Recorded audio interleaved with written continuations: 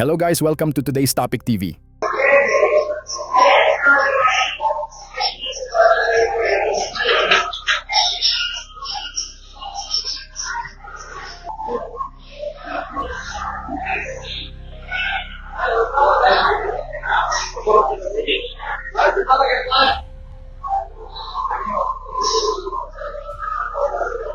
Isang insidente na naman ng pangmomodus ang muntik ng makabiktima ng isang empleyado sa isang tindahan matapos siyang lapitan ng isang lalaking nagpanggap na kakilala ng kanyang boss. Dahil sa maayos na pag-arte at kumpiyansang kilos ng sospek, halos matangay nito ang 12,500 mula sa kaha ng tindahan. Mabuti na lamang at naagapan ang insidente bago pa tuluyang makatakas ang scammer. Ayon sa salaysay ng tindera, bandang 4:15 ng hapon nang mangyari ang insidente. Abalang-abala ang empleyado sa sunod-sunod na customer at paggawa ng mga order nang mapansin niyang may isang lalaki na palaging bumabalik sa kanyang pwesto. Sa umpisa ay tila nagmamasid lamang ang lalaki.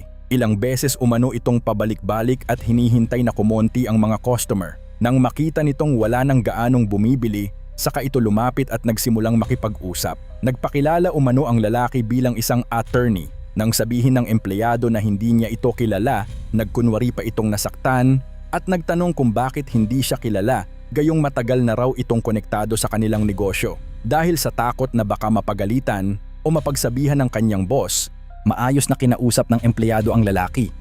Nagkunwari rin itong o-order ng 15 baso ng inumin at paulit-ulit pang binanggit ang order upang magmukhang lehitimo ang kanyang pakay. Hindi nagtagal, inilabas ng lalaki ang kanyang cellphone at kunwari ay may kausap sa telepono. Ang mas nakakagulat, tinatawag nito ang pangalan mismo ng boss ng tindahan at tila totoong may kausap sa kabilang linya. Habang nakikipag-usap sa telepono, nakikipagbiruan pa ang lalaki sa sinasabing boss. Tinanong pa nito ang edad ng empleyado at nagbiro pang, "Bata ka pa, huwag ka munang mag-asawa." Dahil sa sobrang natural ng kilos ng sospek at tama pa ang pangalan ng boss na kanyang binabanggit, unti-unting nakuha nito ang tiwala ng empleyado. Maya-maya pa, sinabi ng lalaki na kailangan umano niyang papalitan ang 12,500 upang magkaroon ng panukli sa tindahan. Ang gusto pa umano nito ay puro malalaking perang papel at ayaw sa barya. Pagkatapos nito, tinawag ng lalaki ang pangalan ng empleyado at sinabing kukunin na niya ang perang ipapapalit.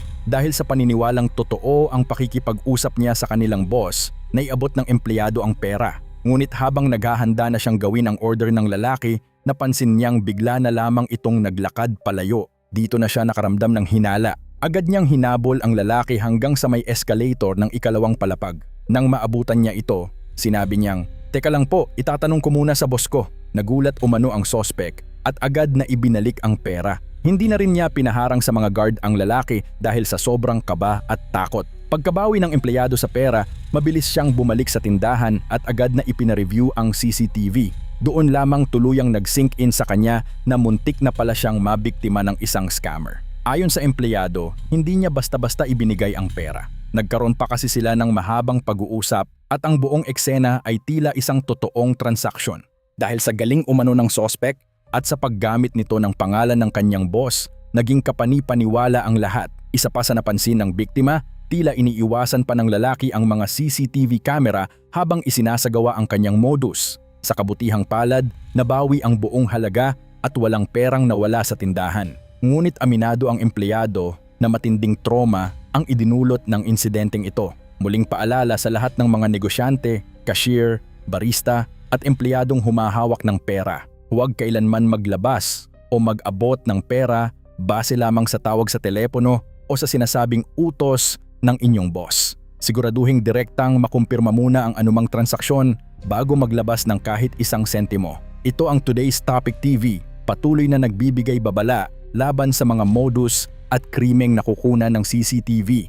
Huwag kalimutang mag-like, mag-subscribe at i-share ang videong ito upang wala nang iba pang mabiktima.